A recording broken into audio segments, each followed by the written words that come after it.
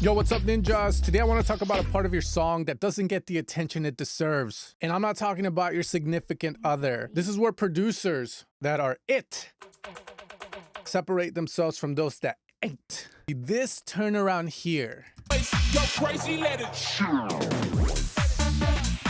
You bring, your big thing and you drop it on the desk. Why is it so important? Well, the reason it's so important is because this is what resets the song in your listener's mind. It resets the drop. And today I'm going to teach you how to make the best out of it. Perfect. Now, what I call this part here is deviation. So what I'm going to do is we're going to come up with different variations here, and I'm going to explain to you a bit of the theory, a bit of the thought process on what I want to be doing in this scenario here. So the first thing I can do is I need to break the loop. And obviously what makes this loop work is the vocal and the bass. I can take what people are going to miss the most and I can remove them completely. Make some noise. Go. All right, the drums as well can take a hike. Make some noise. Go. I mean, the vocal's fighting to stay there, but nope, you're getting a full hop.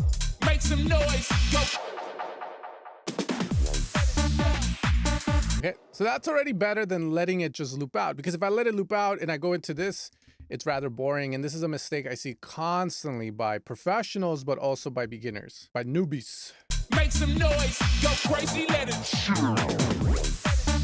I mean, that's boring. The bass doesn't have to loop. So what I would do is I would actually Command J it out. I would remove the kick for now as well. And maybe the bass can do something cool here. Essentially be like Magneto or Doctor Strange and just pause it in time. Do something cool with it. Pitch it up or down. That's already a better variation than just repeating it. But I can also pitch it down. Make some noise. Go.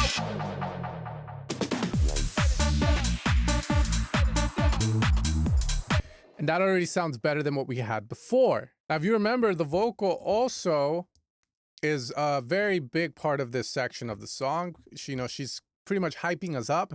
She's telling us we got to go get it. Get what? Well, that's the beauty of music. You can add your meaning to it. Get that money. Get some Coca-Cola, or as simple as reaching for something. But this is where we can grab the vocal and do really cool stuff with it and start thinking more as a DJ. So use your DJing skills to do something cool here. Like, what can you do on the DJ decks, right? Is there an effect that maybe allows you to hold shift and pull?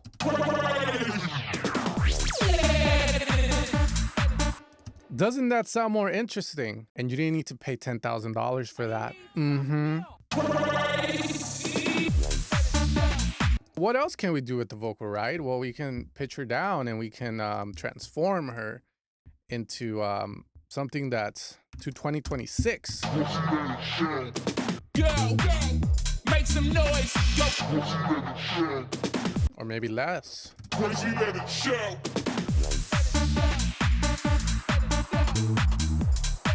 Again, when you're grabbing that thing and you're turning it on the DJ mixer, the DJ M900, that's what we had back in my day. The 850, because I couldn't afford the 900. Had all these effects. Noise. Go crazy. You win. Let me show you guys another one that I started this morning, as this is going to be a good example of where I could probably do this a lot better. So here is a bit of context on what we're going to be doing. Make it rain, I strip and let it snow. I'm sipping and I'm tripping loud. Back, watch me blow.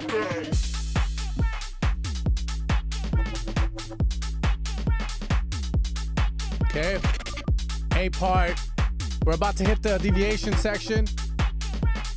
Watch me blow.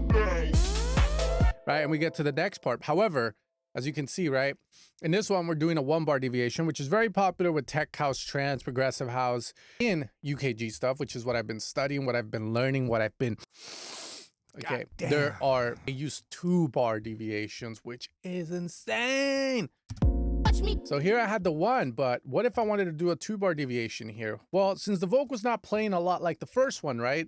We have it more on the build-up. Then I can grab the vocal. Make it rain, I strip And I can grab that little last part and put it here. and I'm tripping loud. Back, watch me blow. Right? And now, using the theory we talked about before, removing the drums, removing what people miss, doing a big contrast change, putting it all on black, risking it all. I mean, what other thing can you do in life that it's a risk, right? But what music is exciting that isn't risking it at all? That's why Suno sounds like many people are fooled by Suno because it can generate stuff that sounds good, but a lot of the stuff it generates doesn't move you. Why?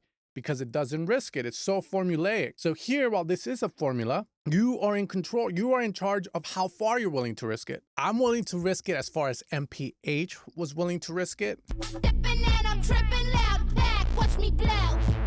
And maybe have this play a different melody. Stepping and I'm tripping loud. Back, watch me glow. We forgot to get rid of the chops too. So again, we have to make it matter. We delete.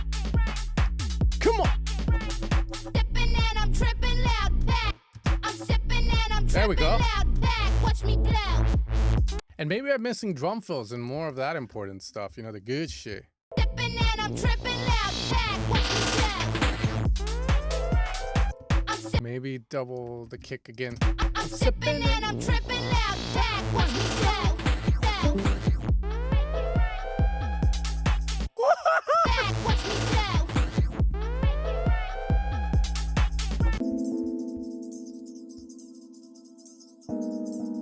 Oh, damn, it's getting dark up in this. And just to show you guys one last example, here's a house track that's going to be utilizing this same format, but instead of just keeping it chill, it's going to take things to another level by implementing a buildup.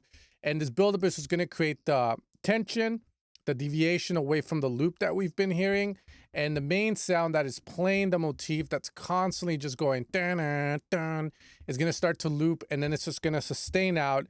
The sustain is going to create some micro tension in that little pocket there, and that's what's going to make this transition just feel like it matters a lot more than just leaving the drum. Makes me feel so good.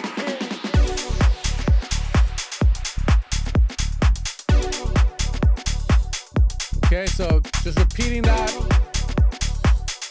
right, for a good minute. Starting to get a little boring. Bring the sound. And now we're gonna build it up. Deviation time.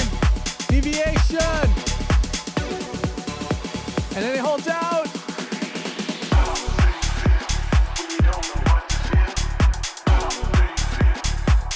And then we finally get the payout.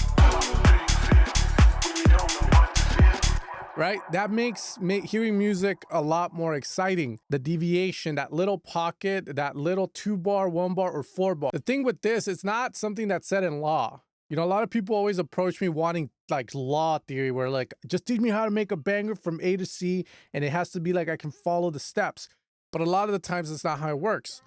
With deviation, it can sometimes be 2 bars, it can sometimes be 1 bar, and you can sometimes make it up to 4 to 8 bars. Track will ask for things, and as a producer, it's your job to be able to hear and feel for those things. And if you found this video helpful and you enjoyed any of the sounds in this video, you can find most of these sounds over at evilsounds.com. And I'll catch you guys next time for another video. Peace out, much love, and have fun.